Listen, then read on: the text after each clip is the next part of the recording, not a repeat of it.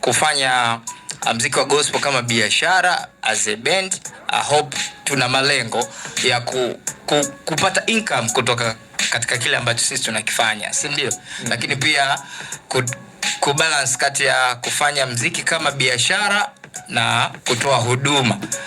By the way, nimekusikia ukisema kuwa kwenye kila ninapowaza kuna mafundisho ndani yake. Sawa, mna balance vipi? Mwalimu atusaidie. Okay, mwalimu karibu sana. Karibu sana. Kwenye hilo mimi naomba tu niseme kwanza, kitu cha kwanza. Hilo ni moja ya kati ya masuala technique sana. Kitu cha kwanza niseme tu kwamba tunamtumikia Mungu. Hiyo ndio kitu first ambayo imetuweka hapo. Lakini ukiongelea swala la ukiongelea swala la biashara, maana hapo unaongelea swala la kuingiza fedha, si ndio? Fedha ni muhimu kwa sababu hata kuimba, tumerekodi, tumetumia vyombo, tumekodisha watu wakaja kufanya capturing, ni pesa, si ndio? Tunategemea pia baadaye Mungu akitufanikisha tuingize kipato kama hivyo. Lakini the first thing ni kumtumikia Mungu. Kipaumbele chenu ndo hiko. Na ni mstari gani kwenye Biblia ambao ndo unawaongoza sasa kwenye bendi yenu? Sisi ni mstari ambao unatuongoza ni enendeni ulimwenguni kote mkawafanye mataifa kuwa wanafunzi wa Yesu. Lengo letu kubwa ni kuhubiri injili. Nendeni ulimwenguni kote mkawafanye mataifa kuwa wanafunzi wa Yesu. Yaani niongezee tu. Before hujaongezea, mimi naomba tulipe bill kidogo alafu tutarudi huku ya kwao kumtumikia Mungu na upendo kwa ajili ya timu hii. Yes. Mimi nataka kujua kwa sababu tunaamini vijana tunakuaga tuna mambo mengi zaidi ambapo tunafanya vitu vingi zaidi. Wewe unaona katika hivi vijana ambapo umewakusanya sehemu moja na umeweza kuwaweka katika sehemu moja kuweza kumtumikia Mungu, kwamba wewe unaona nguvu ipi ambayo imefanya vijana waweze kubaki na kuweza kumtumia huku tumikia Mwenyezi Mungu? Yaani nitaongea maneno yote lakini ni neema ya Mungu. Yaani nitaongea maneno yote. Trust me, fedha haiwezi kumfanya mtu akakaa. Kuna hawa watu wana vipaji vikubwa sana. Yaani mimi siwalipi. Na kama kuna mtu anamlipa hapa aseme, mimi sitaki kumlipa mtu. Zaidi ni kupata asante la soda, ni kanywe soda. Nimshukuru kwa kuwa kile kitu anachokifanya anafanya kwa moyo na kwa upendo. Basi nasema sometimes nimpe huyu mtu anywe soda. Vitu kama hivyo, lakini sio kwamba namlipa. Sijui hata ingekuwa ni shilingi ngapi natakiwa nimlipe kwa sababu wao wana invest time, wana invest vipawa vyao. Ila kitu ambacho ni wanakipata kutoka kwetu ni upendo, lakini pia nafasi ya kumtumikia Mungu. This is a platform. Mimi nimetengeneza platform kwa wao kufanya nini? Kutumika. Hata kuja mahali hapa kwa mtu mwingine ni experience mpya kwake. Anaweza kuongea na audience, anaweza kuongea na media, so this is an experience ambayo kama mwimbaji anatakiwa awe nayo. Unatamani na kuna shauku ya kuwa mwimbaji mkubwa, unatakiwa ujue hata namna ya kuongea na media. So kama hujapata practice like this is the platform. Amepata practice platform ya kuweza kufanya nini? Kuongea na watu. So next time akiwa na audience yake na media tour yake atafanya vizuri kwa sababu ameshapata platform. Mr. Chona, mimi natamani tuzungumze na madam hapa. Kwanza amependeza sana. So utakapokuwa tayari tu tutakuja introduce. Nafikiri mtaalamu mtakuwa miongoni mwa radio za mwanzoni kabisa kusikia kama siku ya kwanza ya pili. Nyinyi mpo nyumbani kabisa. Mr. Mtawala rafiki yangu sana, tutashare naye tu. Nilishare naye akaniambia nikaisi ameusahau. Kumbe bwana ananikumbuka. Jaza akaniambia vijana wake mtafuteni jamaa tufanye naye interview. So nilijisikia raha sana. Unajua mtu mzito kama yule akakwambia akakupigia simu akakwambia mje mfanye. Ni kitu kizuri. So Mungu ambariki sana kwa maono ya kuwa na radio hii, lakini pia kusupport vijana. Najua ni very expensive thing this kama hii kufanya, lakini hakuna post yote ambayo tumeingia, ni support tu ya familia. Bwana njoni mje mfanye, watu wawasikie na sisi tumefurahia. Na sasa hivi tumefika madem, tupige makofi Mtawala bwana. Hii love na support tumepokea. Support yenu ni kubwa sana na nyinyi ni watu wa Mungu. Nyinyi mfanye biashara, nyinyi mnafanya huduma. Biashara hizo kutangaza nguo na lakini kama hizi ni kwa ajili ya huduma. Hao ambao wanakuja kuleta nguo, kuleta hao wanastahili kufanya kwa sababu wanafanya biashara. Hao wanastahili kufanya. Lakini kama hizi ni kusupport tu kazi ya Mungu. Sasa hatuingizi chochote hapa sasa hivi. Kwa hiyo ni jambo jema kwa kutusupport. Kwa hiyo kazi ya pili inakuja mwezi wa 8. Mwezi wa 8 natarajia kazi ya pili.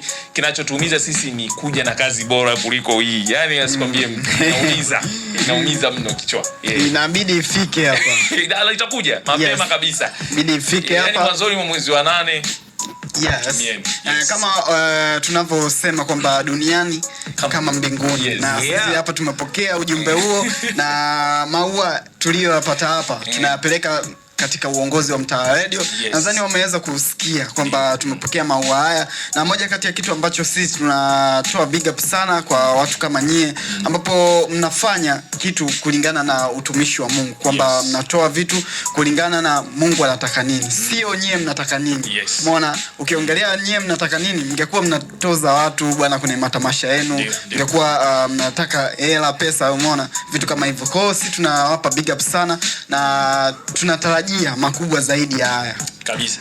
Bana, kama jina la nyimbo ambavyo linasema kwamba kila ninapowaza, ndivyo hivyo na sisi tunawaambia kila ambapo mtaandika joint nyingine yoyote mnapaswa kulileta hapo ubalozini, kwa sababu sisi kwetu hapa mtajaza nyimbo zetu kwenye hizo na nizeni.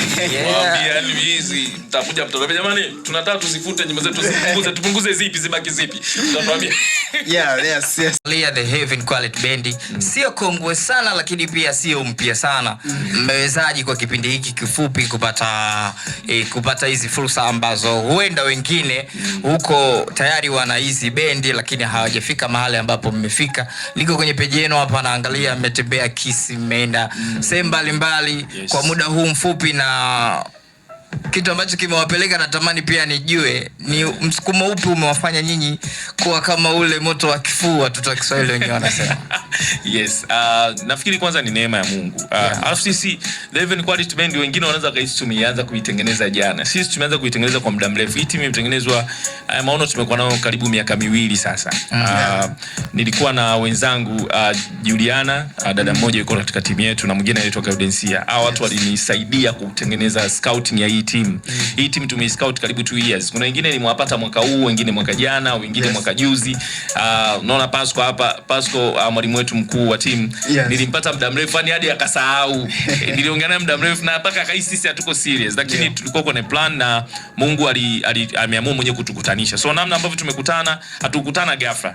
Sema tumekuwa na process ya muda mrefu kuiandaa timu hii. Ndio maana tumekuwa familia kirahisi. Yaani sisi ni familia kulikweli yani. Yaani ukimwona huyu kama yule hapa penyewe hapa wananiuliza tukitoka hapa tunaenda kula wapi. Yaani ndio yaani akili zao zipo hapo yani. So sisi ni familia zaidi, lakini pia ni neema ya Mungu. Unajua Mungu asipokuwepo hata mtumie fedha huwezi kuwakusanya vijana wakastick. Naelewa yani mimi sina fedha, lakini nilicho nacho ni neema ya Mungu. Niliwashirikisha maono haya vijana wakaelewa. Unajua kaka Chonya hana fedha, lakini kwa spirit alionayo ya kumpenda Mungu tutamtumikia Mungu vizuri. Watu saizo hawatakiwa wajisomee, wengine wana test, kama Pasco ana test, sisi Akana ana test, anajiandaa saa 11 anaingia, lakini amesema lazima niende kwenye radio Mtawala kwa sababu tu ya heshima ambayo wako nayo kwangu, lakini pia kwa sababu ya mapenzi na watu wa Mtawala Radio. Wakasema hapana, sisi tukawasalimia watu wa Mtawala, tuwaambie na sisi tupo. Lakini pia ni vijana ambao wanampenda Mungu sana. Yani kwa shauku hii, yani ndio maana wanafaulu.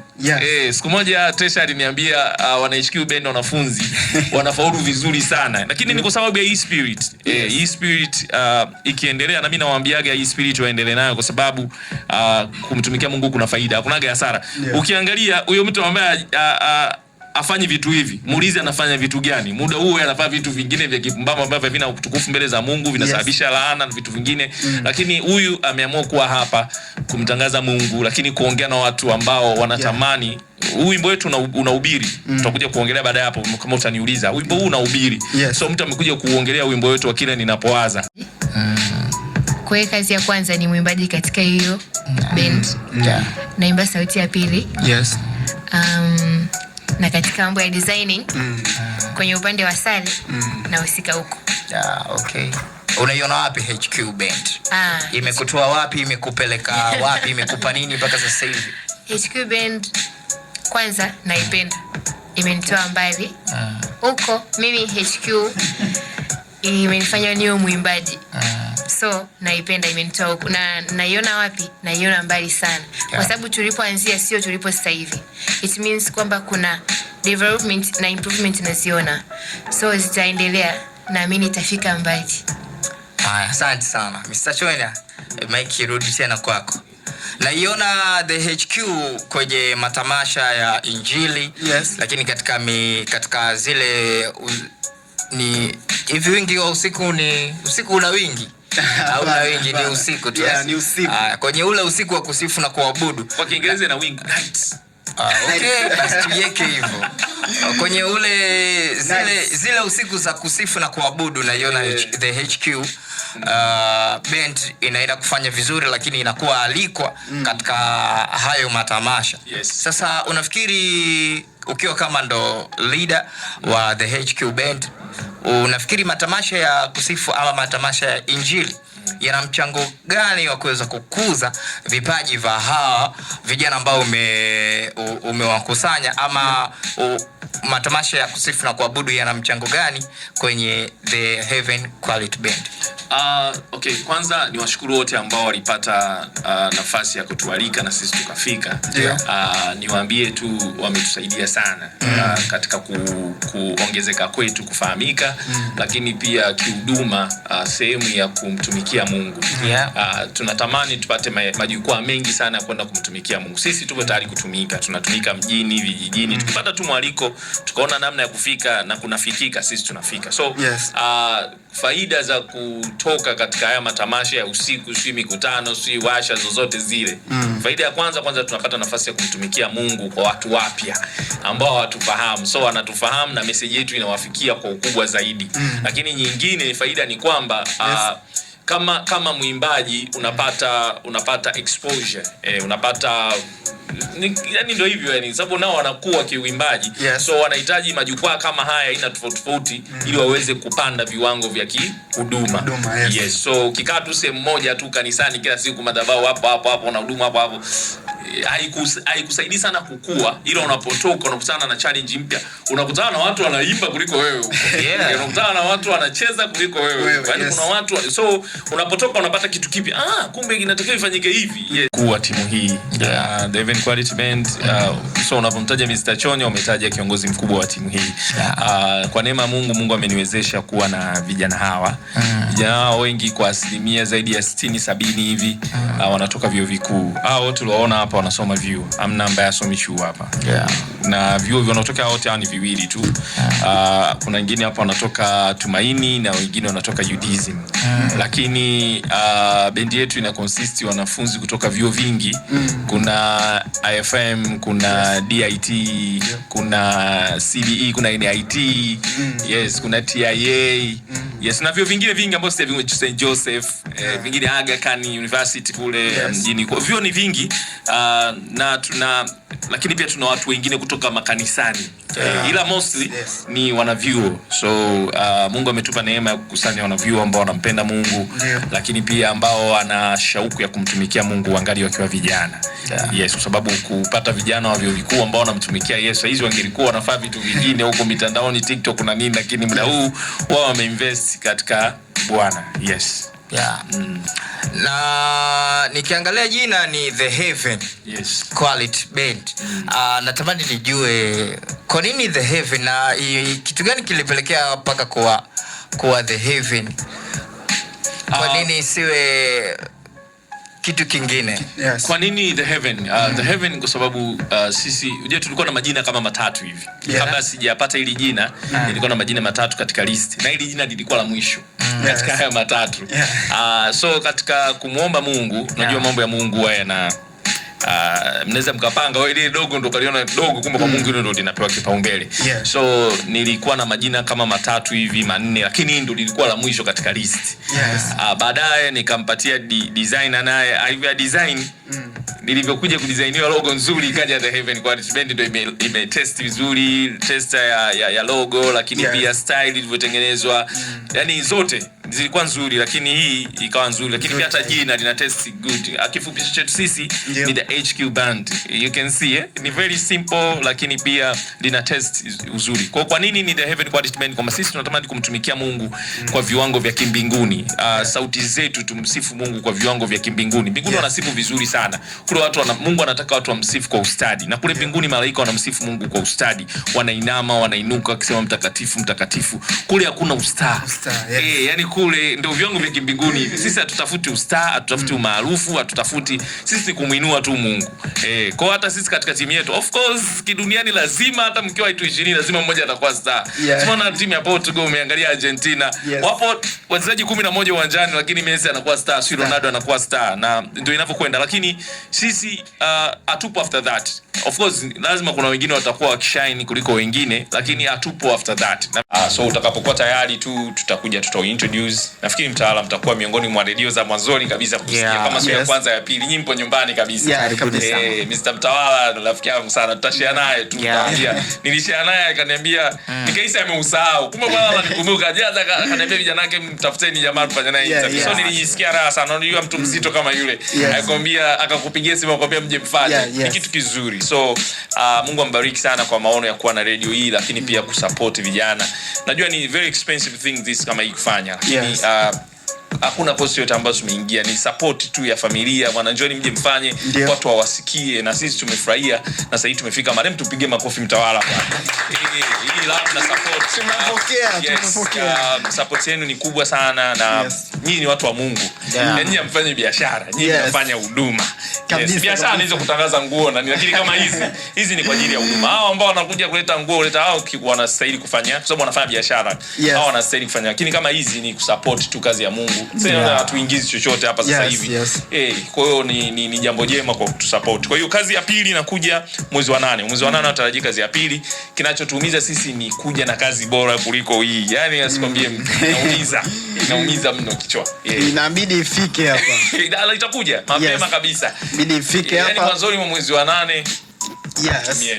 Kama tunavyosema kwamba duniani kama mbinguni, na sisi hapa tumepokea ujumbe huo na maua tuliyopata hapa tunayapeleka katika uongozi wa Mtaala Radio. Nadhani wameweza kusikia kwamba tumepokea maua haya, na moja kati ya kitu ambacho sisi tunatoa big up sana kwa watu kama nyie, ambapo mnafanya kitu kulingana na utumishi wa Mungu, kwamba mnatoa vitu kulingana na Mungu anataka nini, sio nyie mnataka nini. Umeona, ukiongelea nyie mnataka nini, mngekuwa mnatoza watu bwana kwenye matamasha yenu, mngekuwa mnataka hela, pesa, umeona, vitu kama hivyo. Kwa hiyo sisi tunawapa big up sana, na tunatarajia makubwa zaidi ya haya kabisa.